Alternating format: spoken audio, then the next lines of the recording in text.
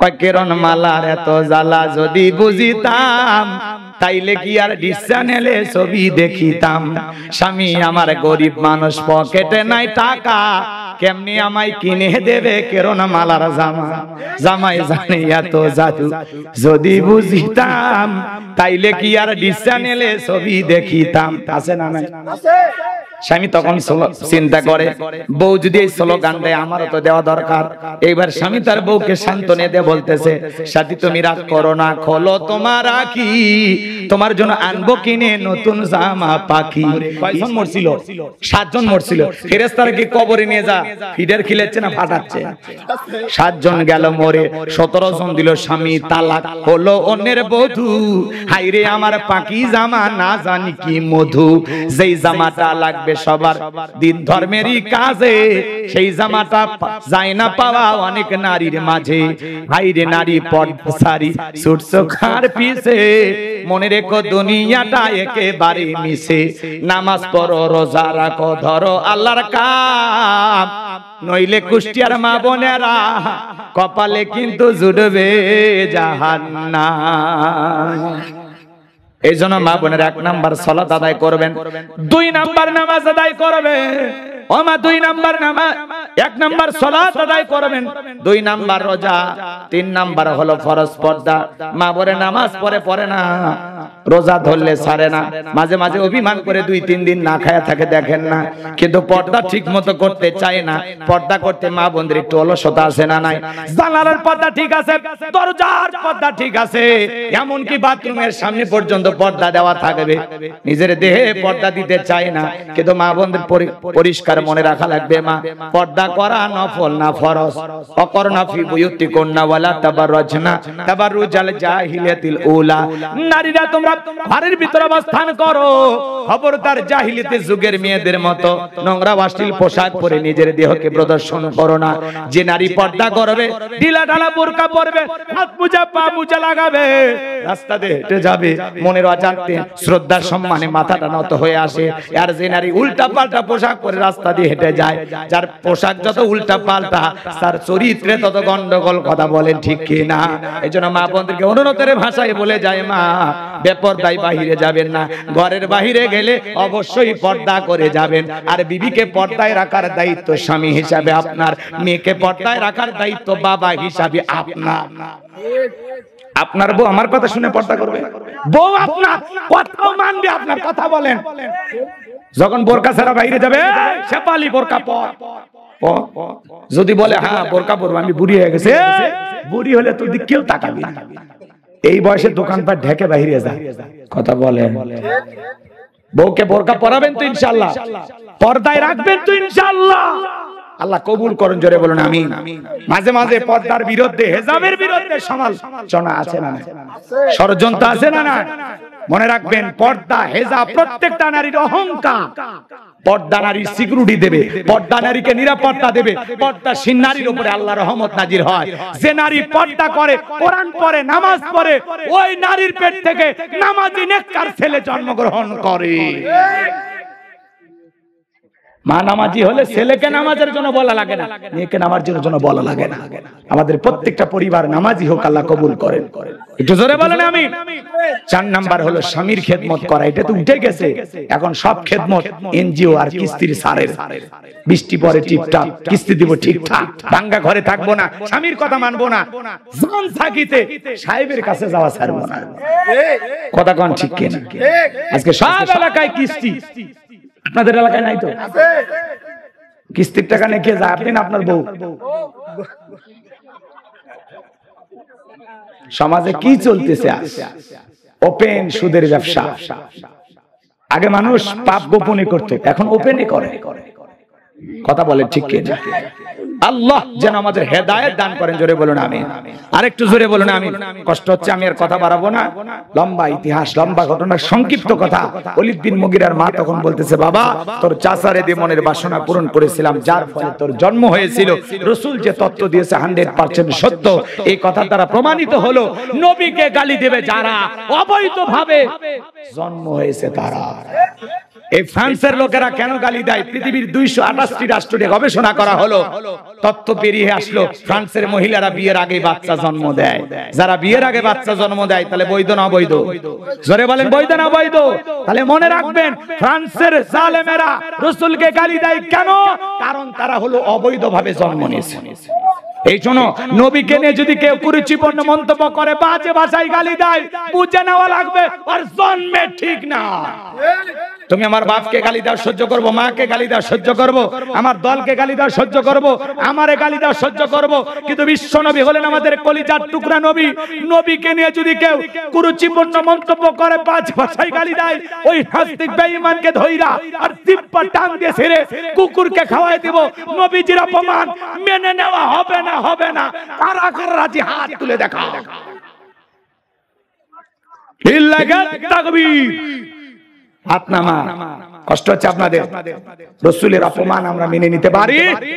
মানি না, মানব না, মানতে পারি না। আল্লাহ রাসূলের অপমান না মানি না, মানব না, মানতে পারি না। আল্লাহ রাসূলের অপমান না। কথা বলেন এখন? এগুলো গান গাইবেন না, হ্যাঁ? এগুলো গান গান সোনা বন্ধুর গান জান, প্রিয় তোমার গান জানে, এগুলো গান ভালো লাগে না। কষ্ট হচ্ছে? এটা একটা প্রতিবাদী ইসলামী সঙ্গীত, গাইতে পারবেন না? তাহলে বলেন মানি না, মানব না, মানতে পারি না। আল্লাহ রাসূলের অবমাননা মানি না, মানব না। আল্লাহ রাসূলের অবমাননা, অপমাননাকারীরা রক্ষা পাবে না, অপমাননাকারীরা রক্ষা পাবে না। মানি না, মানব না, মানতে পারি না। আল্লাহ রাসূলের বিশ্ব নবীর উম্মতেরা নাও হাতে শমশির, খতম করো আবু জেহেলের নাতি বুদ্ধি সাগরিদ, নাস্তিকদের আস্তানাতে আগুন জ্বালাও না। মানি না, মানব না, মানতে পারি না। আল্লাহ রাসূলের অবমাননা মানি না, মানব না, মানতে পারি না। আল্লাহ রাসূলের অবমাননা। বাংলার মুসলমানেরা জেগে উঠেছে, নাস্তিকদের লেজ গুটিয়ে পালাতে হবে, নইলে তাদের হবে আজ কবর রচনা। মানি না, মানব না, মানতে পারি না। আল্লাহ রাসূলের অবমাননা মানি না, মানব না, মানতে পারি না। আল্লাহ রাসূলের অবমাননা। বিশ্ব নবীকে ব্যঙ্গ করে করলো সিনেমা, এর জন্য দায়ী থাকবে বারাক মামা। বুশের মতো জুতা খাইতে টাইম লাগবে না। মানি না, মানব না, মানতে পারি না। আল্লাহ রাসূলের অপমাননা মানি না, মানব না, মানতে পারি না। আল্লাহর কোরআনের অবমাননা মানি না, মানব না, মানতে পারি না। আলেম ওলামার অবমাননা। নাইবে রাসূলদেরকে গালি দিবে যারা, বাপসারা নয় যারা। আমার ভাইয়েরা, বিশ্বনবীর প্রিয় সাহাবী হযরতে আনাস রাদিয়াল্লাহু তাআলা বলেন, আমরা রাসূলের চারপাশে বসা, আমি তাকায় দেখি নবীজির মনটা ভীষণ খারাপ, মুখটা মলিন, চোখের কোণা দিয়ে অশ্রু ঝরতেছে। কিছুটা সময় অতিবাহিত হয়ে যাওয়ার পরে আমি তাকায় দেখি বিশ্বনবী মুস্কি মুস্কি হাসতেছেন। বলুন সুবহানাল্লাহ। হযরতে আনাস দেখে বলেন, নবী গো, এই মাত্র দেখলাম মনটা খারাপ, মুখটা মলিন, চোখের কোণা দিয়ে অশ্রু ঝরতেছে, আবার কেন মুস্কি মুস্কি হাসেন? আমার নবী কেন কাঁদেন, কেন হাসেন? এর পেছনে রহস্য আছে না নাই? নবীজির মনটা খারাপ, চোখের কোণায় পানি, কারণ হলো নবীজির কলিজার টুকরা ছেলে সন্তানগুলো জন্মগ্রহণ করে, আর একে একে ছেলে সন্তানগুলো মারা যায়। ইব্রাহিম মারা যায়, আবুল কাসেম মারা যায়, তাহের মারা যায়। একে একে ছেলে সন্তানগুলো যখন জমিন থেকে বিদায় নেয়, বাবা হিসাবে নবীর মনেও কষ্ট লাগে কিনা? এই জন্য আমার নবীজির মনটা ভীষণ খারাপ। একে তো সন্তান হারানোর ব্যথা, অন্যদিকে নবীজির কাছের চাচা নাম হলো আবু লাহাব, ডেকে বলে, ভাতিজা, তোমার বংশী বাতি জ্বালানোর কেউ থাকলো না, তুমি একটা লেজ কাটা, তুমি একটা নির্বংশ, জোরে কন্যা উযুবিল্লাহ। একে তো সন্তান হারানোর ব্যথা, অন্যদিকে আপন মানুষদের সমালোচনা। নবীর মনের কষ্ট কমে না বাড়ে? একটু জোরে বলেন, কমে না বাড়ে? আপনারাই বলুন, আল্লাহ না করুক আপনার আমার সন্তান যদি মারা যায়, কাছের আত্মীয় স্বজনদের উচিত বিপদের দিনে সান্ত্বনার বাণী শোনানো। বাবা তুমি সবর করো, ধৈর্য ধারণ করো, আল্লাহ সন্তান দিয়েছে, আল্লাহ নিয়েছেন, জীবন মৃত্যুর মালিক আল্লাহ, আল্লাহ সন্তান দিয়েছে, আল্লাহ নিয়েছে, মন খারাপ করো না, সবর করো, ধৈর্য ধারণ করো। আল্লাহ যদি চাই বছর না ঘটতে আবারও তোমাদের ঘর আলোকিত করে আল্লাহ সন্তান পাঠাবে। কথা বলেন ঠিক কিনা? কাছের মানুষদের উচিত বিপদের দিনে সান্ত্বনার বাণী শোনানো। কিন্তু নবীর চাচা আবু লাহাব এতটাই খারাপ, আবু জেহেলের চাইতে আবু লাহাব বেশি খারাপ। আবু জেহেলের নামে আল্লাহ সূরা দেয় নাই, আবু লাহাবের নামে সূরা দিয়েছে। কথা বলেন ঠিক কিনা? এ আবু লাহাব ডেকে বলে, ভাতিজা তুমি একটা লেস কাটা, তুমি একটা নির্বংশ। এই কথা বলে আমার নবীজিকে কষ্ট দেয়। আপনার আমার নবীর ছেলে সন্তানগুলো কেন শিশুকালে মারা গেল? একটা ছেলেও কেন যৌবন পর্যন্ত জীবিত থাকলো না? অনেক পয়গম্বরের ছেলে যৌবন পর্যন্ত জীবিত ছিল, প্রাপ্ত বয়স হওয়া পর্যন্ত জীবিত ছিল, কিন্তু বিশ্বনবীর একটা ছেলে সন্তানও কেন জীবিত থাকলো না? আল্লাহ তাআলা কেন সবাইকে শিশুকালে নিলেন? এর পিছনেও রহস্য আছে না নাই? নবীজির ছেলে সন্তানগুলো শিশুকালে বিদায় নেওয়ার পিছনে কারণ আছে তিনটি। জোরে বলেন কয়টি? নবীর উম্মত হিসাবে জানতে মনে চায় না নবীজির ছেলে সন্তানগুলো কেন জীবিত থাকলো না, কেন আল্লাহ তাআলা তাদেরকে শিশুকালে নিলেন? কি সেই তিনটি রহস্য, কি সেই তিনটি কারণ? কারা কারা শুনতে রাজি? দুই হাত তুলে আল্লাহকে একবার দেখান। লিল্লাহি তাকবীর। আপনার ভাইয়েরা আমার, কি সেই তিনটি রহস্য, কি সেই তিনটি কারণ? যদি আমি আলোচনা শুরু করে দেই তাহলে আমার 3 নাম্বার আয়াতের আলোচনা করা লাগবে। আমি কি 1 নাম্বার আয়াত বাদ দিয়ে 3 নাম্বারে যাব, নাকি আস্তে আস্তে শুরু করা যাক? ধৈর্য আছে তো ভাই? নবীর সম্মান মর্যাদা আপনাকে আমাকে জানতে হবে। কেন রাসূলের ছেলে সন্তানগুলো জীবিত থাকলো না, মারা গেল? আমার ভাইয়েরা অবশ্যই আমি আপনাদের সামনে তুলে ধরব, গভীর মনোযোগ দিয়ে কথাগুলো শুনবেন। একে তো সন্তান হারানোর ব্যথা, অন্যদিকে আপন মানুষদের সমালোচনা, ব্যথিত হৃদয়, অন্যদিকে সাহাবায়ে কিরাম যারা ইসলাম ধর্ম গ্রহণ করে কাফের বেঈমানরা তাদের উপর নির্যাতন জুলুম চালায়। হযরত বেলাল তখনও কালেমা পড়ে মুসলমান হন নাই। বিশ্বনবী দারুল আরকামে বসা, রাত্রি বেলায় হযরতে বেলাল বিশ্বনবীর দরবারে উপস্থিত হয়ে গেলেন। নবীজির চেহারা মোবারকের দিকে তাকাইয়া ডেকে বলেন, নবী গো, আপনার চাইতে সুন্দর মানুষ আমি জীবনে কোনোদিন দেখি নাই। আপনার আমার নবী কতটা সুন্দর ছিলেন জানেন? হযরতে জাবের রাদিয়াল্লাহু তাআলা আনহু বলেন, পূর্ণিমার রাত আমি রাসূলের বাড়িতে গিয়েছিলাম, সেদিন দেখেছিলাম চাঁদ উদয় হয়েছে দুইটা, একটা চাঁদ আসমানে আর একটা চাঁদ জমিনে। হযরতে জাবের রাদিয়াল্লাহু তাআলা আনহু বলেন, আমি একবার আকাশের পূর্ণিমার চাঁদের দিকে তাকাই আর একবার বিশ্বনবীর চেহারার দিকে তাকাই। হযরতে জাবের রাদিয়াল্লাহু তাআলা আনহু বলেন, ওই আকাশের পূর্ণিমার চাঁদের চাইতে আমার নবীকে আমার কাছে বেশি সুন্দর মনে হয়। আপনার আমার নবী কতটা সুন্দর ছিলেন জানেন? আম্মা জান আয়েশা বলেন, যারা ইউসুফ নবীর চেহারার দিকে তাকাইয়া ফল কাটতে গিয়ে আঙ্গুল কেটে ফেলে দিয়েছিল, ওরা যদি বিশ্ব নবীর চেহারার দিকে তাকাইতো, শুধুমাত্র আঙ্গুল নয়, আঙ্গুল কাটতে কাটতে, হাত কাটতে কাটতে কখন যে নিজের কলিজা কেটে দুফা করে দিত, মুহূর্তের জন্য টের পাইতো না। আপনার আমার নবী এতটাই সুন্দর। আম্মা জান আয়েশা আরো ডেকে বলেন, ও দুনিয়ার মানুষ, তোমাদের একটা সূর্য আছে, আমি আয়েশার একটা সূর্য আছে। তোমাদের সূর্য উদয় হয় দিনের বেলায়, আমি আয়েশার সূর্য উদয় হয় রাতের বেলায়। আল্লাহু আকবার বলেন। আম্মা জান আয়েশা একদিন সেলাইয়ের কাজ করতেছিলেন, হাত থেকে সুইটা পড়ে গেছে, বাতিতে কোনো তেল ছিল না, বাতি জ্বালাইতে পারলেন না, অপেক্ষায় বসে থাকলেন। বিশ্বনবী যখন এশার সালাত আদায় করার পরে ঘরের ভিতরে প্রবেশ করলেন, সর্বপ্রথম আমার নবীজি ঘরে ঢুকে তার প্রিয়তমা স্ত্রী আম্মা জান আয়েশাকে সালাম দিলেন। নবীজি ঘরে ঢুকে স্ত্রীকে কি দিলেন? কথা কয় না কেন? বিশ্বনবী ঘরে ঢুকে তার স্ত্রীকে সালাম দিলেন। এই আমল উম্মতের ঘরে থাকার দরকার আছে না নাই? ঘরে ঢুকে বিবিকে সালাম দিবেন, আসসালামু আলাইকুম রহিমা, কেমন আছো সোনা? ঘরের দরজাটা খোলো না, আমি তোমার লিটনের বাপ, তোমার দিওয়ানা। বউ খুশি হয়ে দরজা খুলবে। কথা বলেন ঠিক কিনা? কিন্তু আমাদের ব্যবহার এত ভালো না, এত মিষ্টি কথা আমরা বলতে পারি না। রাগান্বিত হয়ে ঘরের দরজায় ডাক দেয়, এ রুবেলের মা, এ দরজা খোল, বেশি দেরি হলে দরজা ভাঙ্গা ফেলে দিয়া তোর পিঠের উপর আজকে যে হবি রে। ভিতর থেকে বউ বলে এটা স্বামী না সেখানে আজরাইল। কথা কোন ঠিক কি না?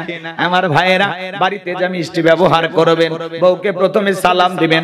লোকজন যদি না থাকে বউয়ের হাতটা ধরে মুসাফা করবেন। কার হাত? এ যুবক, কার হাত? বউয়ের হাত, পাশের বাড়ির ভাবির হাত না, ধরলে ঝাঁটা দিয়া পিটাবে। বইয়ের হাত ধরে মুসাফা করবেন। আর একেবারে যদি ময়দান ফাঁকা থাকে কোলাকুলিও সেরে নেবেন। স্বামী স্ত্রীর মধ্যে যদি সালাম আদান প্রদান হয়, একে অপরের প্রতি ভক্তি, শ্রদ্ধা, বিশ্বাস, ভালোবাসা বেড়ে যায়। যে স্ত্রী আপনাকে যেই মুখ দিয়ে সালাম দিবে ওই মুখ দিয়ে আপনাকে গালি দিতে পারবে না। আপনি যেই মুখ দিয়ে বিবিকে সালাম দিবেন সেই মুখ দিয়ে গালি দিতে পারবেন না। কথা বলে ঠিক কিনা? স্বামী স্ত্রীর মধ্যে সালাম আদান প্রদান হলে আল্লাহর পক্ষ থেকে রহমত নাজিল হয়। বলুন আল্লাহু আকবার। আজকে ঘরে ঘরে শান্তি নাই, অশান্তি অশান্তি। কথা বলেন না কেন?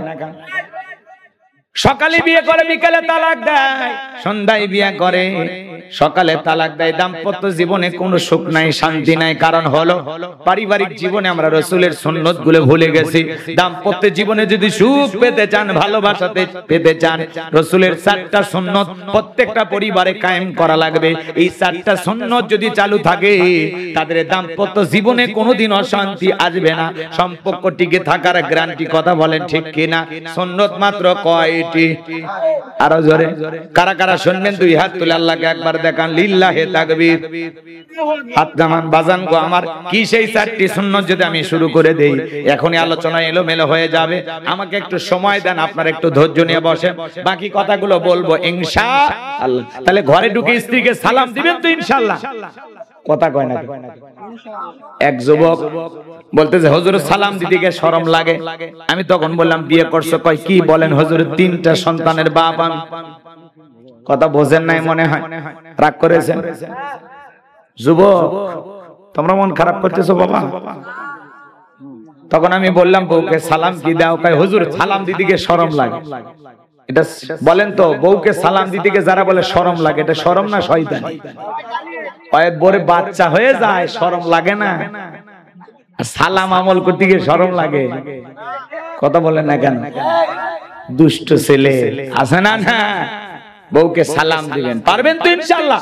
আজকে ঘরে যা সালাম দিবেন, আসসালামু আলাইকুম। প্রথম সালাম দিলে বউ আবার টিটকারি মারবে, বাপ রে বাপ কারে সালাম দিলা? যদি বলেন তোমারই দিলাম, বলবে কোন হুজুরের মুরিদ নিয়ে বাড়িতে ঢুকলা, সেদিনই তো মুখের গাছের কলা চুরি করলা। কথা কোন ঠিক না?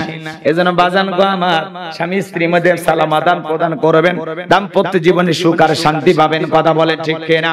আজকে ঘরে ঘরে অশান্তি অশান্তি, শান্তি নাই। শান্তি পেতে হলে রাসূলের সুন্নতি তরিকায় পরিবার সাজাইতে হবে। কথা বলেন ঠিক না? আমার ভাইরা চলেন সামনের দিকে যায়। কষ্ট হচ্ছে বুঝি আপনাদের?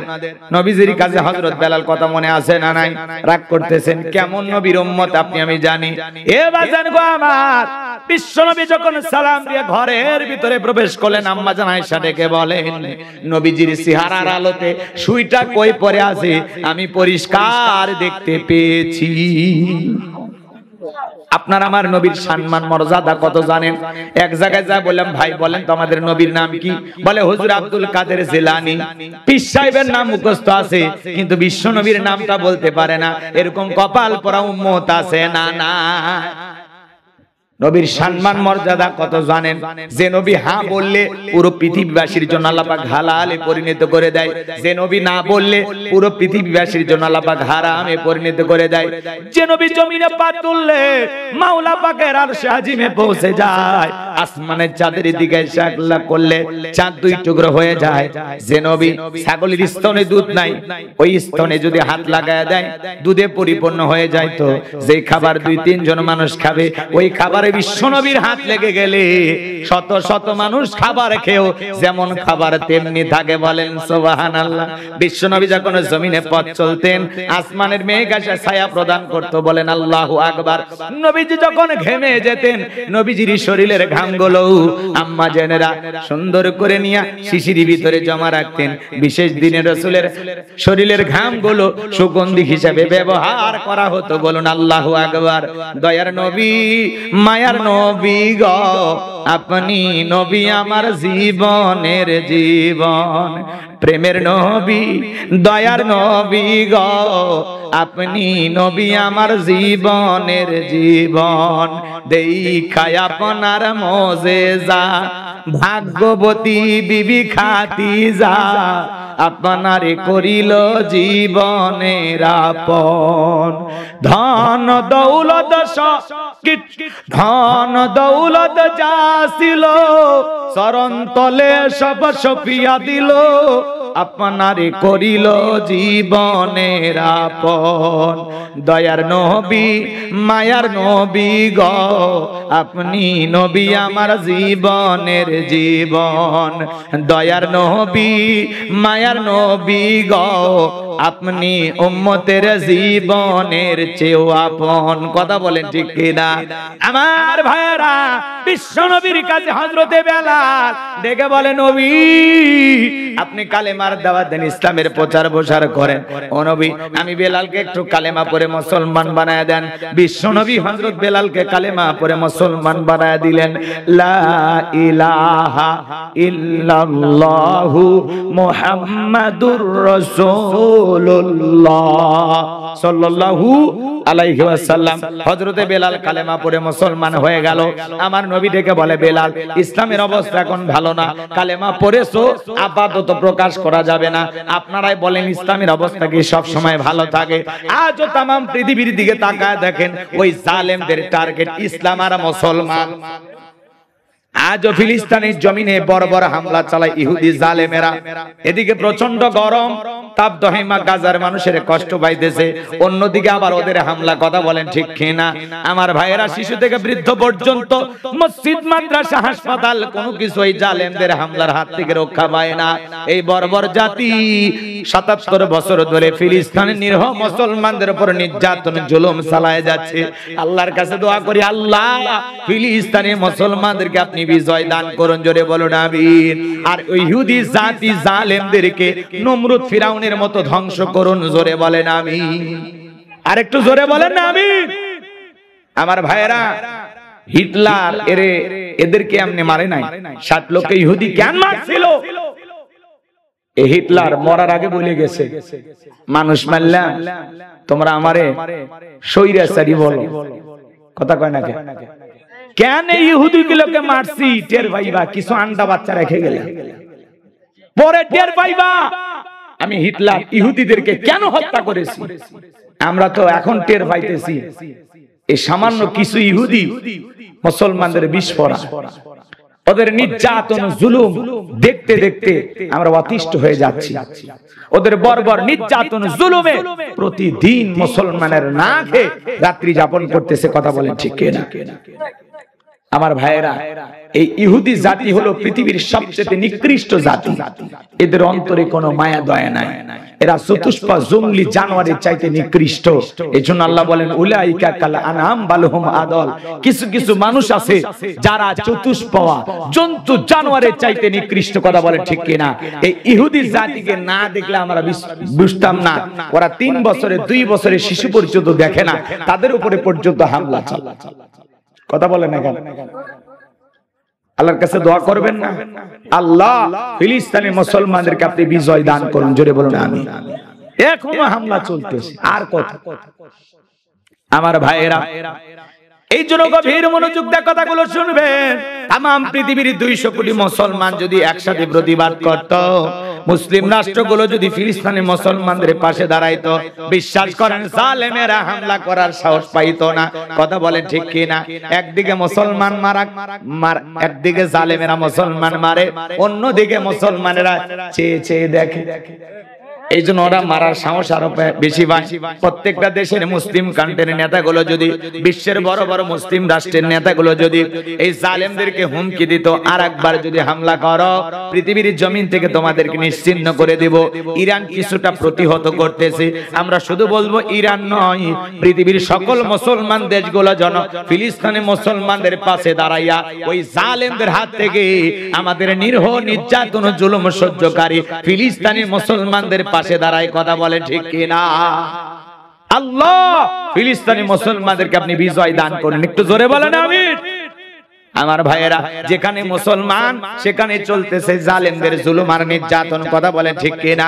কিন্তু মনে রাখবেন, হাজারো নির্যাতন জুলুম করেও ওরা মুসলমানদেরকে বিদায় করতে পারবে না। জুলুম নির্যাতন যত বাড়বে মুসলমানদের বিজয় তত নিকটে। জালেমদের শেষ পরিণতি হলো পরাজয়, আর ঈমানদারদের শেষ পরিণতি হলো বিজয়। বিজয়ের মালা আমরাই পরবো, বিজয়ের হাসি একদিন আমরাই হারবো, কিন্তু একটু কষ্টের পথ পাড়ি দিতে হচ্ছে, একটু ঘন কালো আধার রাত পাড়ি দিতে হচ্ছে, কথা বলেন ঠিক?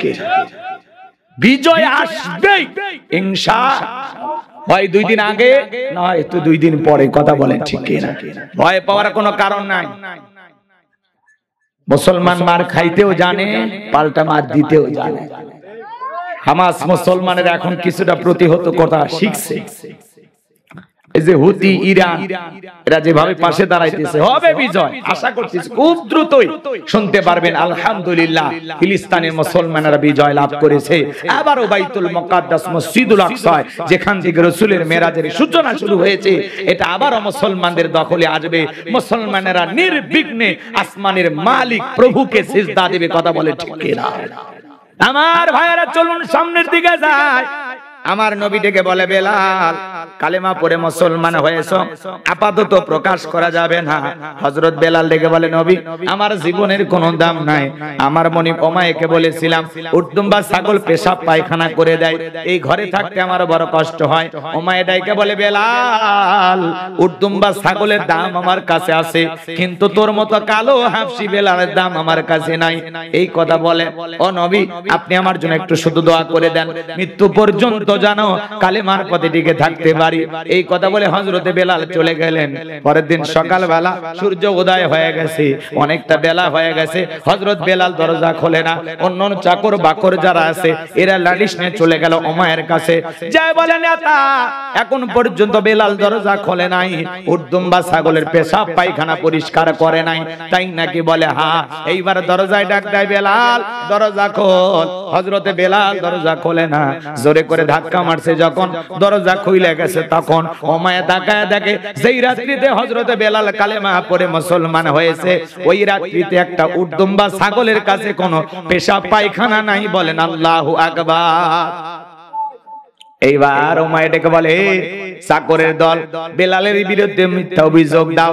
তোমরা যখন ঘুমাচ্ছিলে বেলাল তখন ময়লা আবর্জনা পরিষ্কার করেছে, তাকায়া দেখো না একটা উটদুম্বা ছাগলের কাছে কোনো পেশাব পায়খানা নাই, যাও নিজেদের কাজ করো। এই কথা বলে ওদেরকে তাড়িয়ে দিয়া এক পা দুপা করে হযরতে বেলালের কাছে চলে গেলেন। হযরতে বেলাল দেয়ালে পিঠটা লাগাইয়া জিহ্বা নাড়ায়া জিকিরি করে কার। এইবার হযরতে বেলালকে উমাইয়া হালকা করে ধাক্কা মারছে, যখন জবান দিয়ে কালেমার আওয়াজ বের হয়েছে তখন উমাইয়া ডেকে বলে, বেলাল তোর জবান দিয়ে কি শুনলাম, তুমি কি কালেমা পড়ে মুসলমান হয়েছো? হযরতে বেলাল ডেকে বলে, মুসলমান হয় যারা মিথ্যা কথা বলতে পারবে না তারা। চিৎকার মেরে বলেন আল্লাহু আকবার। অকুনু মা'আস সাদিকিন, মুসলমানেরা হবে সত্যবাদী, কথা বলেন ঠিক কিনা?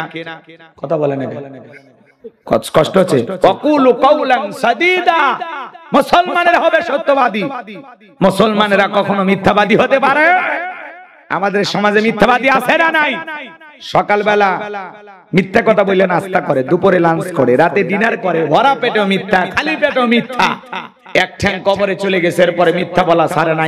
মিল্টন সমানদারের মতো সবাই ভালো মনে করেছিল, এখন দেখা যাচ্ছে বৃদ্ধাশ্রম খুলে অসহায় মানুষের সেবার নামে তাদেরকে কিছুদিন সুস্থ রেখে আবার চিকিৎসার নাম কইরা তাদের কিডনি গুলো বিক্রি করে দেয়, দেহের অঙ্গ প্রত্যঙ্গ বিক্রি করে দেয়, সেবার নামে মুখোশের আড়ালে এই ধরনের কাজ করতেছে। আজকে মুখোশের আড়ালে সব কি হচ্ছে? জাতির মানুষের সামনে, মিডিয়ার সামনে যখন কথাগুলো প্রচার হয়ে গেছে, মানুষ অবাক হয়ে যাচ্ছে। হারে যাকাতের টাকা মানুষ পাঠাইতো বৃদ্ধাশ্রমে, মানুষ লক্ষ লক্ষ কোটি কোটি টাকা দিয়ে সহযোগিতা করত, বিদেশ থেকে মানুষ টাকা পাঠাইতো। আমার ভাইরা, এই মিল্টন সমানদারের 1-2 নয়, প্রায় 2 কোটির মতো মানুষ ফলোয়ার। সাকিব খানের বেল নাই, সাকিব আল হাসানের বেল নাই। বাংলাদেশের সবচাইতে বড়, এখন সবচাইতে বেশি ফলোয়ার তার। ডক্টর মিজানুর রহমান আজহারি ভাইয়ের এত ফলোয়ার ফলোয়ার নাই, তার চাইতে বেশি ফলোয়ার তার। কেন হলো বিভিন্ন ওলামা ইকরামদের ছবি দিয়া, কখনো শাইখুল হাদিস আল্লামা মামুনুল হকের ছবি দিয়া, কখনো আল্লামা দেলোয়ার হোসেন সাইদি হুজুরের ছবি দিয়া বলে আমি সাইদি সাহেব বলছি আমাকে একটা ভোট দেন, ডান পাশের বাটনে একটা লাইক দেন, বুঝেন নাই? এগুলো আবার বুস্ট করতো, এগুলোর মাধ্যমে লাইক শেয়ার কমেন্টস বেশি হইতো। এরকম করতে করতে ফলোয়ার বাইরে গেছে। আবার যাদের সেবা করে, দুঃখী মানুষের উপকার করে, ওটা আবার লাইফে সারে প্রচার করে। আমরা দেখে মন থেকে দোয়া করেছিলাম, আল্লাহ তোমার এই গোলামের হায়াত বাড়া দাও, এই মানুষটা বড় ভালো। এখন দেখতেছি বৃদ্ধাশ্রমের নামে অসহায় মানুষের কিডনি গুলো বিক্রি করে দিচ্ছে, অসহায় মানুষের সেবার নামে মুখোশের আড়ালে এসব হচ্ছে কি মিডিয়াতে প্রচার হয়ে মানুষ এখন সিসি করতেছে। আরে আল্লাহর বান্দা কেমনটা করেছে, বৃদ্ধ মানুষের কিডনি যদি বিক্রি করে, দেহের অঙ্গ প্রত্যঙ্গ গুলো যদি বিক্রি করে, এটা কি মেনে নেওয়া যায়? জোরে বলেন মেনে নেওয়া যায়? এটা সেবার নামে ডাকাতি, কথা বলেন ঠিক কি না? অসহায় মানুষদেরকে তুলে নিয়ে যায়, একটু সেবা করে, মানুষ ভালো বলতেছিল, এটার সুনাম সুখ্যাতি ছড়িয়ে পড়েছিল। এখন আবার দেখা যাচ্ছে এটা আসলেই সে ব্যক্তিটা দোষী কিনা, এটা একটা সঠিক তদন্ত করে সঠিক রিপোর্ট বের করে জাতির সামনে প্রকাশ করা দরকার, কথা বলেন ঠিক কিনা? তবে মিডিয়াতে শুনতেছি যে সমস্ত মানুষগুলো মারা যাইতো, পাশের মসজিদের ইমাম সাহেব তার গোসল করায় দিত, সে বলতো আমি লক্ষ্য করেছি প্রত্যেকটা লাশের কিডনির এই সাইডে সেলাই করা, কেটে সেলাই করেছে, এটা বোঝা যায়। তো আমি দুই চারটা এরকম হইতে হইতে জিজ্ঞাসা করেছিলাম। তখন আমি যখন জিজ্ঞাসা করেছি, তখন আর লাশ এই মসজিদে দাফন কাফন বা ধোয়ানোর জন্য আর নিয়ে আসেন, এটা এখন অন্য জায়গায় অন্য মানুষকে দায়িত্ব দিয়েছে। মাঝে মাঝে দেখা যায় একদিনে 4-5 জন মানুষও মারা যায়। এই যে সমাজের অস্থিরতা, আবার শোনা যাচ্ছে সেখানে টর্চার সেল আছে যেখানে মানুষকে, বৃদ্ধা মানুষকে পিটাইতো, ঘাত করতো। এগুলো কেন ভাই?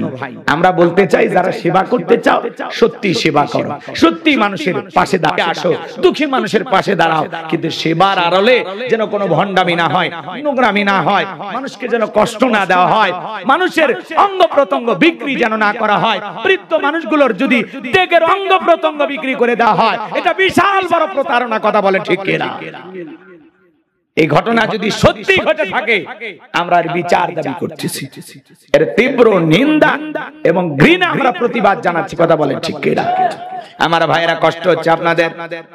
তাহলে বৃদ্ধাশ্রমে কইলা মুখোশের আড়ালে সব হচ্ছে কি জাতির মানুষকে দেখার দরকার আছে না নাই? এজন্য মাঝে মাঝে এগুলোতে যে খোঁজ খবর নেবেন। দুঃখ লাগে বাজান গো আমার, কোটিপতি শিল্পপতি যারা, তাদের বৃদ্ধাশ্রমে মা বাবাকে পাওয়া যায়, কোন গরিব দুঃখী অসহায় এদের মা বাবাকে পাওয়া যায় না, রিক্সা চালক ভ্যান চালকের মা বাবাকে পাওয়া যায় না, কোন আলেম হাফেজের মা বাবাকে পাওয়া যায় না, কথা বলেন ঠিক কিনা? এই সমাজের সবচাইতে বেশি শিক্ষিত লোক, টাকাওয়ালা লোক, তাদের মা বাবাই বৃদ্ধাশ্রমে, তারা শেষ বয়সে মা বাবাকে বোঝা মনে করে, এই কথা বলে দূর দূর করে তাড়িয়ে দেয়। ওলামা ইকরাম জানতে পারে এই মসজিদের ইমাম সাহেব উনি কোনোদিন তার মা বাবার সাথে বেয়াদবি করবে না, কারণ আল্লাহ রাব্বুল আলামিন করেছেন কোরআনে ঘোষণা, ওয়াকাদ রাব্বুকা আল্লা তা'বুদু ইল্লা ইয়্যাহু ওয়া বিল ওয়ালিদাইনি ইহসানা। আমার আল্লাহ ডেকে বলে আমার ইবাদত করো, আমার গোলামি করো, আমার ইবাদতের সাথে আর কাউকে শরীক করো না। আমার ইবাদতের পর তোমাদের দায়িত্ব হলো মাতা পিতার খেদমত করা, তাদের সাথে উত্তম আচরণ করা, ভালো ব্যবহার করা। খবরদার যুবক রে, মা বাবার মনে কষ্ট দিও না। পিতামাতা খুশি, আরশের মালিক খুশি, পিতামাতা বেজার, আরশের মালিক আল্লাহ বেজার। এজন্য বিশ্বনবী বলেছেন, হুমা জান্নাতুকা ওয়া নারুকা, তোমার পিতামাতাই তোমার বেহেশত, তোমার পিতামাতাই তোমার দোজখ। হে যুবক সুন্দরী বউ পায়া মার কথা ভুলে যাও না, বাবার কথা ভুলে যাও না। মা বাবার মনে কষ্ট দিও না। বইয়ের ভালোবাসা বইয়ের কাছে, মায়ের ভালোবাসা মায়ের কাছে, বাবার ভালোবাসা বাবার কাছে। কাউকে বেশি প্রাধান্য দিকে কারো প্রতি অবহেলা করা যাবে না, কথা বলেন ঠিক কিনা? যুবক রে, যারা রাগান্বিত হয়ে মা বাবাকে বাড়ি থেকে তাড়ায় দেয়, যাদের মা বাবা বৃদ্ধাশ্রমে পাঠায়া দিয়েছে, এরা মা বাবাকে বৃদ্ধাশ্রমে পাঠায়া দেয় নাই, মা বাবাকে তাড়ায় দেয় নাই, নিজের ভাগ্য থেকে জান্নাতকে তাড়িয়ে দিয়েছে, নিজের ভাগ্য থেকে জান্নাতকে আলাদা করেছে, কথা বলেন ঠিক কিনা? পিতামাতা খুশি, আল্লাহ রাস্তা থেকে তুলে কোটিপতি বানায়া দেবে। পিতামাতা বেজার, ওই 10 তলা 5 তলা বিল্ডিং থেকে আল্লাহ রাস্তার ফকির বানাইতে সময় লাগবে না। এজন্য পিতামাতার দোয়া নেবেন না বদদোয়া। কথা বলেন না কেন? পিতা মাতার খেদমত করতে হবে, মা বাবার মনে কষ্ট দেওয়া যাবে না, পিতা মাতার মন খুশি রাখতে হবে। তারা শিশুকালে যেভাবে আমাদেরকে আগলে রেখেছেন, বৃদ্ধকালে বয়স বেশি হয়ে গেলে সেভাবে মা বাবাকে আগলায় রাখবেন, ভালোবাসা দিবেন। মা বাবা কত বড় দামি নিয়ামত, সে মা বাবার চেহারার দিকে তাকাইলে, ভালোবাসার নজরে তাকাইলে আমল নামায় আল্লাহ কবুল হজের সব লিখে দেয়। হে যুবক, সেই মা বাবার মনে কোনোদিন কষ্ট দিবা না, পিতা মাতার মন জয় করবা। পিতা মাতার দোয়া নিতে কোন কোন যুবক রাজি? দুইটা হাত তুলে আল্লাহকে একবার দেখা। আল্লাহ আমাদের সবাইকে পিতা মাতার খেদমতকারী সন্তান হিসেবে কবুল করুন। জোরে বলুন আমিন। আরেকটু জোরে বলুন আমিন। আমরা কি বৃদ্ধাশ্রমে মা বাবাকে পাঠাইয়া শেষ বয়সে তাদের কিডনি গুলো কেউ বের করে নেকে ডেকে আপনারা চান? আমার ভাই, আজকে সেবার আড়ালে কি হচ্ছে? বৃদ্ধাশ্রমে অসহায় মানুষকে সহযোগিতার নামে কি ধরনের একটা প্রতারণার ফাঁদ পাতা হয়েছে চিন্তা করা যায়। কোটি কোটি টাকা হাতিয়ে নিচ্ছে, আবার বৃদ্ধ মানুষগুলো কিডনি বিক্রি করতেছে, অঙ্গ প্রত্যঙ্গ বিক্রি করে দিচ্ছে। এটা সেবার নামে জাতিকে ধোঁকা দেওয়া হচ্ছে। কথা বলে ঠিক কিনা? এদের বিচার হওয়া উচিত। আর যদি ঘটনা সত্য না হয়, তাহলে যারা মিডিয়াতে এটা অপপ্রচার করতেছে তাদের বিচার হওয়া উচিত। কথা কয় না কেন? কিন্তু আমরা ভিডিও ফুটে যা দেখতেছি তাতে বোঝা যাচ্ছে অবস্থা খুব খারাপ।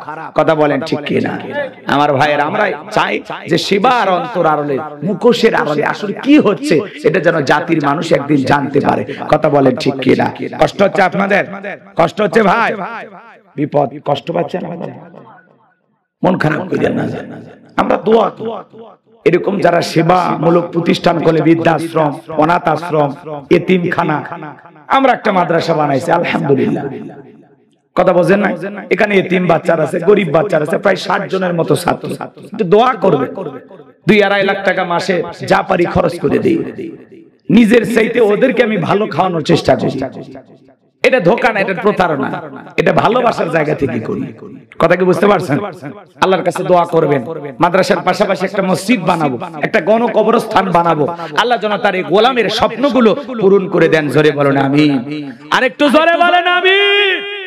ভালো কাজ করে মারা যেতে চায়, ভালো কিছু করে যেতে চায়। হঠাৎ একদিন শুনবেন গোলাম রব্বানী আর বেঁচে নাই, সেদিন কিছু না করতে পারলে একটু দুহাত তুলে মালিকের কাছে দোয়া করি, একটু দিল থেকে দোয়া করবেন। আল্লাহ তোমার এক গোলাম ছিল, কোরআনের কথা বলতো, বিদায় নিয়েছে। আল্লাহ তার জীবনের ত্রুটিগুলো মাফ করে দিয়া আল্লাহ তোমার গোলামকে তুমি জান্নাতের উচ্চ মাকাম দান করো। দোয়া করবেন না? বলেন একটু দোয়া করবেন না? আল্লাহ যেন জান্নাতের ফয়সালা করে দেন। জোরে বলেন আমিন। আমি আপনাদের জন্য দোয়া করি, আল্লাহ যেন আপনাদের জীবনের ত্রুটিগুলো মাফ করে দিয়া জান্নাতের ফয়সালা করে দেন। জোরে বলেন আমিন। একে অপরের জন্য দোয়া ছাড়া আর কি বা করা? কথা বলেন ঠিক কিনা? কষ্ট হচ্ছে আপনাদের? এত দূর থেকে জানা যায় অংশগ্রহণ করতে পারবেন না, সেই সুযোগ হবে কিনা জানি না। এই জন্য দিল থেকে দোয়া করে দিবেন। আল্লাহ, গোলাম রব্বানী নামে কোরআনের একটা পাখি ছিল, মারা গেছে, তোমার গোলামের জন্য দোয়া করি। আল্লাহ তোমার গোলামের জীবনের ত্রুটিগুলো মাফ করে দিয়া আল্লাহ তোমার গোলামের কবরকে তুমি জান্নাতের বাগান বানা দিও। জোরে বলেন আমিন। নিঃশ্বাসের কোনো বিশ্বাস নাই, হঠাৎ করে মারা যাব, এটাই জীবনের শেষ মাহফিল হতে পারে, আর কোনোদিন কোরআনের ময়দানে কথা বলার ভাগ্য নাও হতে পারে। হে বাজান, কত মানুষ কত বিপদগ্রস্ত। কথা বলেন ঠিক কিনা? আমরা কিন্তু এক পা ভিতরে আর এক পা বাহিরে নিয়ে ঘুরতেছি। কথা কন ঠিক কিনা? কার কখন ভাগ্যে বিপদ চাপে আমরা কেউ জানি না। যারা কষ্ট নির্যাতন সহ্য করেও পৃথিবীর জমিনে আমরা টিকে থাকবো, আমরা ভীত কাপুরুষের জাতি না, আমরা মুসলিম জাতি, পিতা ইব্রাহিমের সন্তান, আমরা ভয় পাওয়ার জাতি না। কথা বলেন ঠিক কিনা? সামনের দিকে যাই। কষ্ট হচ্ছে আপনাদের? যে কথা বলতে চাচ্ছিলাম বাজান, হৃদয়ের কান পেতে কথাগুলো শুনবেন। আমি যে কথা বলতে চাচ্ছিলাম, হযরতে বেলালের কথা মনে আছে না নাই? উমাইয়া ডেকে বলে, বেলাল রে, উত্তম বা ছাগলের মালিক বানায় দেব, থাকার জন্য ভালো ঘর বাড়ি ব্যবস্থা করে দেব। হযরতে বেলাল ডেকে বলে, ও উমাইয়া, দুনিয়ার কোন পার্থিব সম্পদের বিনিময়ে বেলাল তার ঈমান বিক্রি করবে না। বলেন আল্লাহু আকবার। এইবার ডেকে বলে, আমার কথা না শুনলে বড় নেতা আবু জেহেলকে খবর দেব। বলে, আমি দুনিয়ার কোন আবু জেহেলকে ভয় করি না, আমি ভয় করি আমার আল্লাহকে। একটু চিৎকার মেরে বলেন আল্লাহু আকবার। এইবার উমাইয়া দৌড়ে চলে গেছে আবু জেহেলের বাড়িতে, যায় বলে নেতা সংবাদ খুব খারাপ, আমার বাড়ি কিদোদার বেলাল কালেমা পড়ে মুসলমান হয়েছে। তাই নাকি? বলে হ্যাঁ ঠিক আছে যাও আমি আসতেছি। এইবার আবু জেহেল তার ক্যাডার মাস্তানের সাঙ্গ পাঙ্গ বিশেষ একটা বাহিনী ছিল যাদের কাজই হলো মুসলমানদের উপর নির্যাতন জুলুম চালানো। ওই সময় কালেমা পড়ে মুসলমান হইতো যারা, আবু জেহেল তার ক্যাডার মাস্তান নিয়ে তাদের উপর নির্যাতন জুলুমের স্টিম রোলার চালাইতো। তাহলে আবু জেহেলের একটা বিশেষ বাহিনী ছিল যাদের কাজ হলো মুসলমানদের উপর নির্যাতন জুলুম চালানো। আজও পৃথিবীতে জালেমদের বিশেষ একটা বাহিনী আছে যাদের কাজই হলো ইমানদার মুসলমানের উপরে জুলুম করা। অনেকে ওটা ভাষা করতেছেন, কেন খারাপ লাগে? নিজের ওয়াদাটা ঠিক রাখবেন না? না, আর যদি বলেন হুজুর দোয়া করেন, আমি সাথে সাথে দোয়া করে দিচ্ছি। কষ্ট হচ্ছে আপনাদের?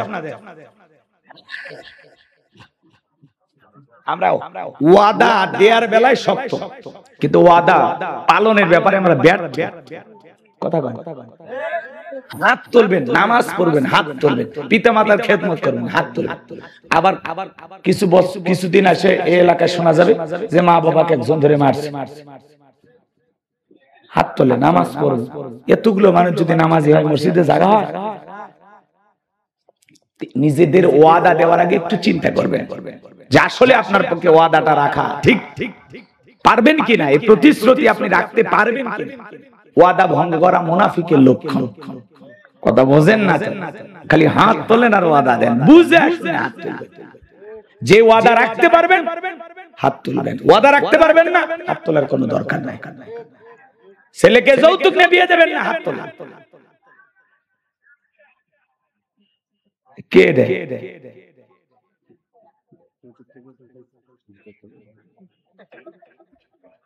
আপনাদেরকে কি বুঝাচ্ছি আমি?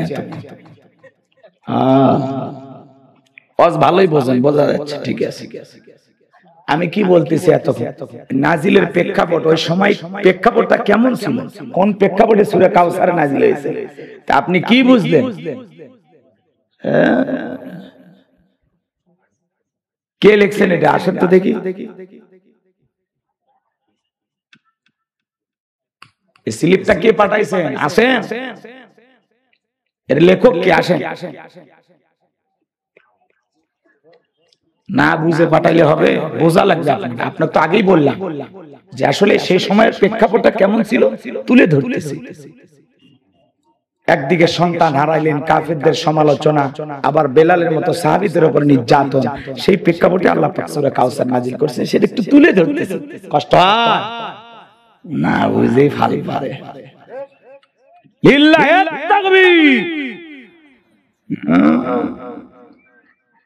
আমার ভাইয়েরা গভীর মনোযোগ দিয়ে কথাগুলো শুনবেন। এই আবু জেহেল এইবার সাঙ্গ পাঙ্গ নিয়ে কাটার মাস্তান সঙ্গে নিয়ে উমাইয়ার বাড়িতে হাজির হয়ে গেল। ডেকে বলে, বেলাল এইদিকে আসো, আমি তোমারে মহব্বত করি, তোমার উপর বিশেষ ভালোবাসা আছে আমার। বেলাল রে, এসব কি শুনছি, তুমি নাকি কালেমা পড়ে মুসলমান হয়েছো। বেলাল, উর্দুম্বা ছাগলের মালিক যদি হতে চাও বানায় দেব, টাকা পয়সা যা লাগে দেব, ব্যবসা বাণিজ্য যদি করতে চাও দিরহাম টাকা পয়সা যা চাও দেব, ঘর বাড়ির প্রয়োজন হলে বানায় দেব। ও বেলাল, তুমি চাইতে দেরি, আমরা প্রস্তুত করতে দেরি করব না, তুমি চা চাইবা আমরা তাই দেব। হযরতে বেলাল ডেকে বলে, আবু জেহেল রে, দুনিয়ার সব সম্পদ যদি বেলালকে দিতে চাও, দুনিয়ার সব সম্পদ ছাড়তে রাজি, বিশ্ব নবীর কালেমা ছাড়তে রাজি নাই। বলেন আল্লাহু আকবার। বেলালের মতো যারা ঈমানদার এরা কখনো বিক্রি হয় না।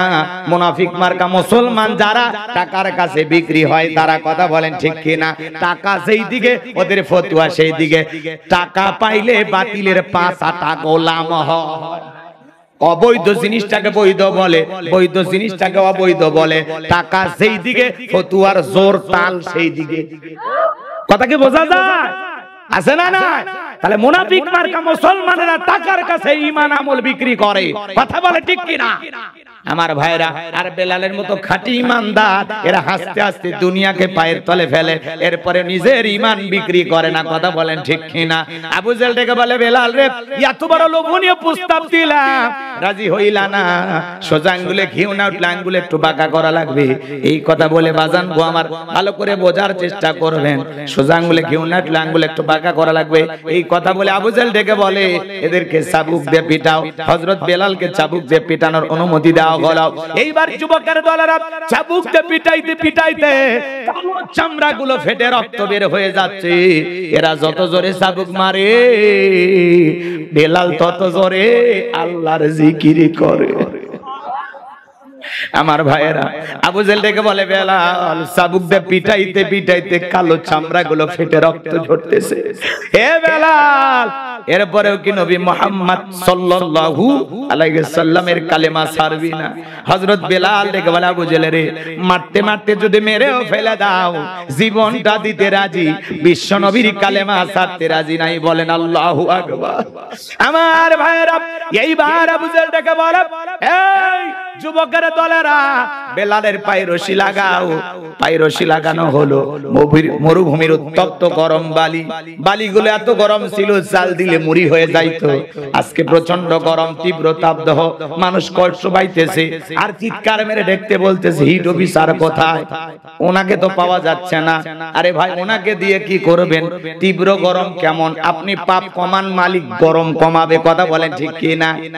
মরুভূমিকে দুবাইয়ের মতো একটা দেশ, মরুর বুকে বন্যা দিয়েছেন কে? কোটি টাকার গাড়ি বন্যার পানিতে ভেসে যাচ্ছে।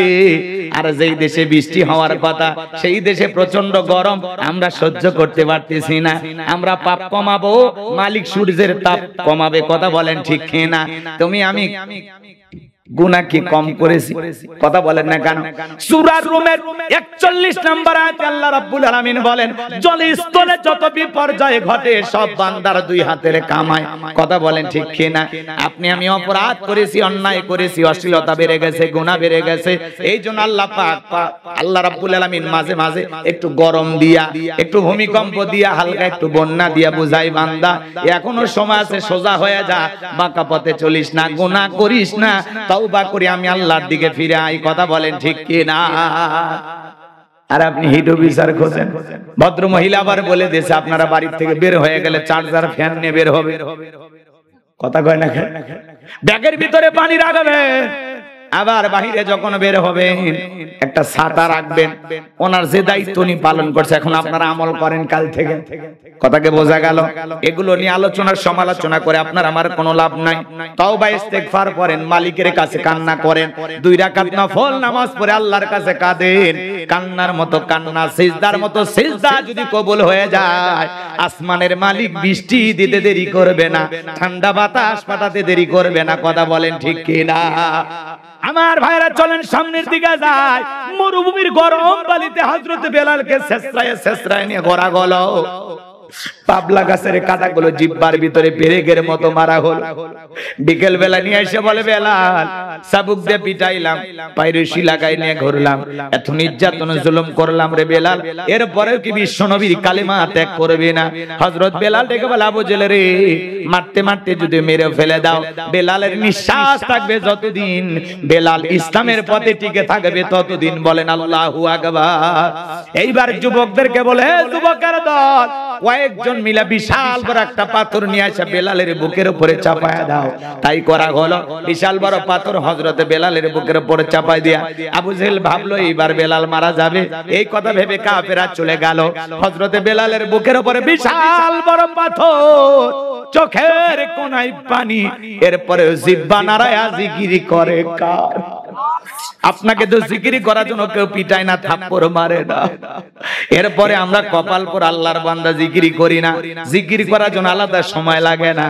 ধান কাটতে কাটতে জিকিরি করা যায়, মাঠে কাজ করতে করতে জিকিরি করা যায়, দোকানদারি করতে করতে জিকিরি করা যায়, রাস্তা দিয়ে চলতে চলতে জিকিরি করা যায়। জিকিরি করার ইচ্ছা থাকলে সব সময় জিকিরি হবে কার? হাদিস শরীফের ভিতরে আসছে বাজান গো আমার, যার জিহ্বাটা সব সময় আল্লাহর জিকিরে ভিজে থাকবে, ওই জিহ্বাওয়ালা মানুষ কোনদিন জাহান্নামের আগুনে জ্বলবে না। চিৎকার মেরে বলুন সুবহানাল্লাহ। তাহলে সব সময় জিকির করব কার? আযকুরুনি আযকুরুকুম ওয়াশকুরুলি ওয়ালা তাকফুরুন। বান্দারে তোমরা আমি আল্লাহকে স্মরণ করো, আমি আল্লাহও তোমাদেরকে স্মরণ করব। তাহলে সব সময় জবান দিয়ে জিকির করব কার? হযরত বেলাল জিকির করতেছে আর মার খাইতেছে। আপনাকে তো জিকির করার জন্য কেউ পিটায় না, তাহলে কেন জিকির করেন না? কেন আল্লাহর নামটা মুখে আনেন না? আল্লাহ যেন আমাদের সবাইকে জিকিরকারী বান্দা হিসেবে কবুল করেন। একটু জোরে বলেন আমিন। আমার ভাইয়েরা, বিশাল বড় পাথর চোখের কোনায় পানি না দেখে বলে আল্লাহ তুমি তো সেই আল্লাহ, ইব্রাহিমের জন্য যদি নমরুদের আগুনকে ফুলের বাগান বানাই দিতে পারো, আল্লাহ তুমি কি পারো না বেলালের বুকের পাথরটাকে তুলার মতো নরম বানায় দিতে? বুকে পাথর থাকার কারণে তোমার মতো মালিকের জিকির করতে বড় কষ্ট হয়। হযরত বেলাল দোয়া করতে দেরি, আসমানের মালিক আল্লাহ দোয়া কবুল করতে দেরি করে নাই। বেলালের বুকের পাথরটাকে আমার আল্লাহ পাক তুলার মতো নরম বানিয়ে দিয়েছেন। আশিক রাসূল বেলাল, নবীর পাগল বেলাল, নবীকে কত ভালোবাসতেন জানেন? বিশ্ব নবী যখন মক্কা নগরীতে পথ চলতো, হযরত বেলাল একবার ডানে যায় আর একবার বামে যায়। আমার নবী জিজ্ঞাসা করে, বেলাল বুঝি না, একবার ডানে যাও আর একবার বামে যাও, ব্যাপারটা কি? হযরত বেলাল ডেকে বলে, নবী আপনি কালেমার দাওয়াত দেন, ইসলামের প্রচার প্রসার করেন, ওই কাফেররা হলো আপনার শত্রু, আপনাকে টার্গেট করে ওরা যদি ডান থেকে তীর নিক্ষেপ করে, ওই তীরটা যেন সর্বপ্রথম আমি বেলালের বুকের ভিতরে ঢোকে, আবার যদি বাম থেকে তীর নিক্ষেপ করে ওই তীরটা যেন সর্বপ্রথম আমি বেলালের বুকের ভিতরে ঢোকে। আমি বেলাল মারা গেলে ইসলামের ক্ষতি হবে না, আপনি নবী মারা গেলে ইসলাম আর মাথা উঁচু করে সামনের দিকে দাঁড়াইতে পারবে না। নিজের জীবনের বিনিময়ে আগলায় রাখতেন বেলাল। বিশ্ব নবীকে বলুন আল্লাহু আকবার। সেই বেলালের উপরে নির্যাতন জুলুমের কথা বিশ্ব নবীর কান মোবারক পর্যন্ত যখন পৌঁছে গেল, নবী তখন ডেকলা, আবু বকর যাও যাও আমার বেলালের জন্য একটা কিছু করো। হযরত আবু বকর সিদ্দিক রাদিয়াল্লাহু তাআলা আনহু কয়েক গুণ দাম বেশি দিয়া গোলামীর জীবন থেকে হযরত বেলালকে আজাদ করলেন, মুক্ত করলেন। বলুন আল্লাহু আকবার। ভালো করে বোঝার চেষ্টা করবেন। এই যখন অবস্থা বাজান গো আমার, নবীজির মনটা ভীষণ খারাপ, চোখের কোনায় পানি। নবীর যখন মন খারাপ, নবীকে সান্ত্বনা দেওয়ার দায়িত্ব কার? আরেকটু জোরে বলেন কার? আল্লাহ আসমান থেকে বলে, জিবরাইল আমার বন্ধুর মা নাই বাবা নাই, এ জিবরাইল আমার বন্ধুর মনটা হয়েছে ভারী, আমি আল্লাহ সইতে নাহি পারি। লাহু মাহফুজ থেকে সূরা কাউসার নিয়ে যায় আমার বন্ধুর উপরে নাজিল কর তাড়াতাড়ি। বলুন আল্লাহু আকবার। বিশ্ব নবী ডেকে বলে, আনাস আমার মনটা কেন খারাপ তোমরা জানো? কি তোমার মুস্কি হাসি দেওয়ার কারণ হলো এই মাত্র আসমান থেকে জিবরাইল এসে আমার উপরে সূরা কাউসার নাজিল করলো। বলুন আল্লাহু আকবার। বিশ্ব নবী তখন সাহাবায়ে কেরামদের সামনে এই সূরাটি তিলাওয়াত করে শোনায়া দিলেন, ইন্না আ'তাইনাকাল কাওসার ফাসাল্লি লিরাব্বিকা ওয়ানহার ইন্না শানিয়াকা হুয়াল আবতার। আল্লাহু আকবার। আল্লাহ রাব্বুল আলামিন বলেন, ইন্না আ'তাইনাকাল কাউসার, নিশ্চয়ই আমি আল্লাহ পাক আপনার উপরে হাউজে কাউসার নাজিল করেছি। বলুন আল্লাহু আকবার। ইন্না আ'তাইনাকাল কাউসার, অবশ্যই আমি আল্লাহ পাক আপনাকে হাউজে কাউসার দান করেছি। বলুন আল্লাহু আকবার। বিশ্বনবীকে হাউজে কাউসার গিফট করেছেন কে? পৃথিবীর অন্য কোন নবী বা রাসূলকে আল্লাহ পাক হাউজে কাউসার দান করেন নাই। আপনারা আমার নবীকে আল্লাহ পাক হাউজে কাউসার দান করেছেন। ইন্না আ'তাইনাকাল কাউসার, অবশ্যই আমি আল্লাহ পাক আপনাকে হাউজে কাউসার দান করেছি। ও নবী ভালো করে বোঝার চেষ্টা করবেন। আল্লাহ পাক বিশ্ব নবীকে হাউজে কাউসার দান করলেন।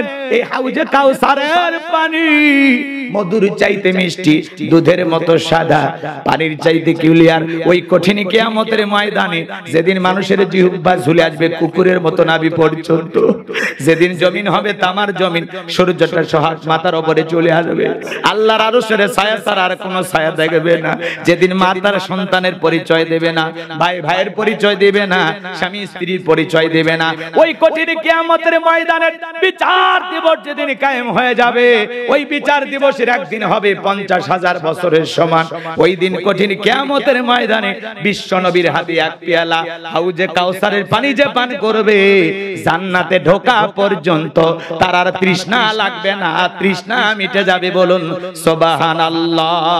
বিশ্ব নবী হাউজে কাউসারের পেয়ালা নিয়ে দাঁড়িয়ে থাকবেন, হাজার হাজার মানুষ বিশ্ব নবীর হাতে হাউজে কাউসারের পেয়ালার পানি পান করার জন্য রওনা করবেন। কিছু মানুষের সামনে আল্লাহ পাক পদ্মার আবরণ তৈরি করে দেবেন। আমার নবী তখন ডেকে বলবেন, আল্লাহ সংখ্যায় আমি অনেক মানুষকে দেখতে পাইলাম, কেন জানি সংখ্যাটা কমে গেল, কারণটা কি? আমার আল্লাহ তখন ডেকে বলে, বন্ধু আপনি তো হাউজে কাউসারের পানি সবাইকে পাইকারি দরে পান করাইতে পারবেন না। দুনিয়ার জমিনে দুইটা অপরাধ করেছিল যারা হাউজে কাউসারের পানি পান করতে পারবে না। তারা কয়টা অপরাধ? আরো জোরে বলেন। কয়টা? দুইটা অপরাধ। কি কি বলবো? একটু সময় দেন, কষ্ট হচ্ছে আপনাদের।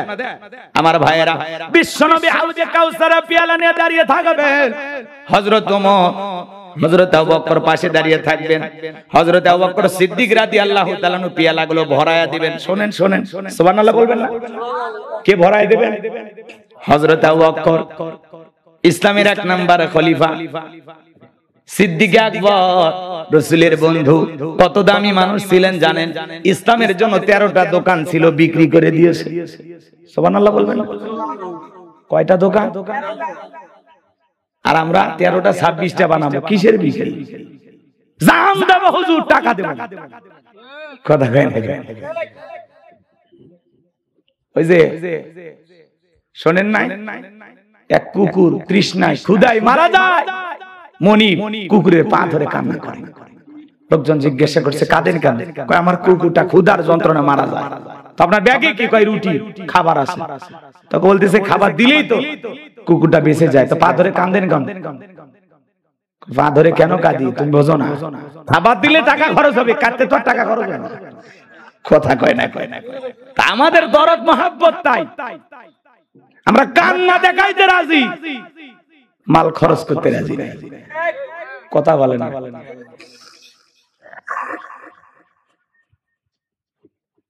আমার ভাইয়েরা গভীর মনোযোগ দিয়ে শুনবেন। হযরত আবু বকর সিদ্দিক রাদিয়াল্লাহু তাআলা আনহু হাউজে কাউসারের পেয়ালার পানিগুলো ভরায়া দিবেন। মাঝখানে দাঁড়িয়ে থাকবেন হযরত ওমর, বিশ্বনবীর হাতে দিবেন। আর নবী তার আদরের উম্মতদেরকে খুঁজে খুঁজে হাউজে কাউসারের পানির পেয়ালা পান করাবেন। রাসূলকে দেখাও হবে, হাউজে কাউসারের পেয়ালার পানিও পান করা হবে। এমন দৃশ্যের মুখোমুখি কারা হতে চান? দুইটা হাত তুলে মালিককে একবার দেখান। আল্লাহ আমাদের সবাইকে রাসূলের হাতে এক পেয়ালা হাউজে কাউসারের পানি পান করার সৌভাগ্য দান করুন। জোরে বলুন আমিন। আরেকটু জোরে বলেন আমিন। আরেকবার জোরে বলেন আমিন। আল্লাহ রাসূলের হাতে এক পেয়ালা হাউজে কাউসারের পানি পান করার সেই সৌভাগ্যবান উম্মতের কাতারে আমাদেরকে শামিল করুন। জোরে বলুন আমিন। হাত নামান, পানি চাইলেন আর পাইলেন, অত সোজা। রাসূলের হাতের হাউজে কাউসারের পেয়ালার পানি পান করলে জান্নাতে ঢোকা পর্যন্ত আর তৃষ্ণাই লাগবে না। এ পর্যন্ত পৌঁছাইতে গেলে আপনাকে যে একটু কষ্ট করা লাগবে। আমি মুসাফির মানুষ, এলাকায় আসলাম, একটা ছেলেকে বললাম, বাবা কিছু চকলেট দিলাম, দিয়ে বললাম, বাবা আমার এক বদনা পানি এনে দাও, আমি একটু উযু বানাবো। চকলেট পাইয়া ছেলেটা মারছে দৌড়, মাঝপথে আসার খাইয়ে পুড়ে গেছে, হাঁটু ছিলে গেছে, রক্ত বের হয়েছে। চকলেট থাকার কারণে উঠে দাঁড়াইছে, ব্যথা ভুলে গেছে। বদনা ভরিয়ে পানি নিয়ে আমার সামনে হাজির। আমি তখন বললাম, বাবা এই পানিটা আনতে তোমার কষ্ট হয়েছে, মাঝপথে আসার খায় পড়ে গেছে, ব্যথা পাইছো, রক্ত মনে হয় বেরিয়েছে। ওই চকলেট থাকার খুশি আর আনন্দের কারণে বলতেছে, আমি এরকম কত পড়ে যায়, আমার কিছুই হয় না। কথা কয় না? তো রাসূলের হাতে এক পেয়ালা হাউজে কাউসারের পানি পান করলে ওই কঠিন কিয়ামতের দিন আপনার কাছে কঠিন হবে না, আল্লাহ সহজ করে দেবেন।